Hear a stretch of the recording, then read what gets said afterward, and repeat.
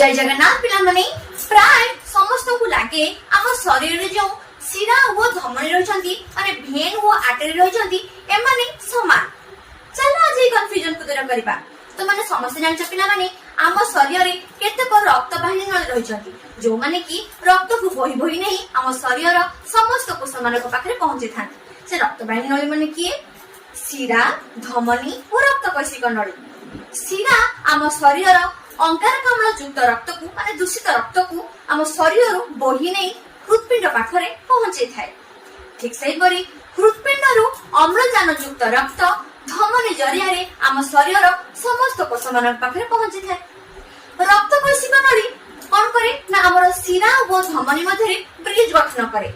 ये बहुत सरु पतला ट्यूब जे कि आमर शिरा एवं धमनी को सहाय्य करिथाए रक्त को बोही न पारे।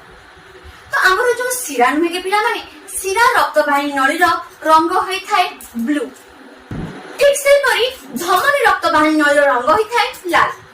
तो आमर शिरा रक्त वाहिनी नळी काहे कि नील होई थाए? तो माने जानि थो पिला माने आमर रक्तर रंग होई थाए लाल काहे कि ना आमर रक्त रे रहिछि हिमोग्लोबिन सेति पई आमर रक्तर रंग होई थाए लाल।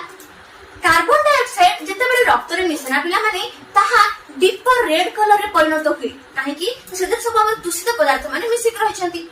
जेहेतु आमर स्किन तळे आमर चर्म तळे आमर शिरा ऊपर लेयर रे रहुची तो ताहा हमकु ब्लू कलर रे देखा जाय थाए किछि ऑप्टिकल इल्यूजन पाई। तो सी आमर ब्लू कलर होई न थाए सी डीपर रेड कलर होई थाए। ठीक सही परी रक्त रे जेतेबेले अम्लजान मिसि थाए ताहा लाल कलर रे ही होई थाए काहे कि ना एथिरे दूषित पदार्थ किछि मिस न थाए ताहा प्योर थाए सेति पई एहर रंग होई थाए लाल।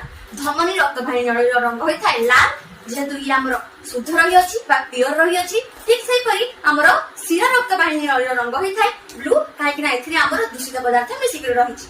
ठीक अछि पिला माने तुम एबे बुझि पारलो आमर शिरा एवं धमनी मध्ये पार्थक्य कोन रही अछि।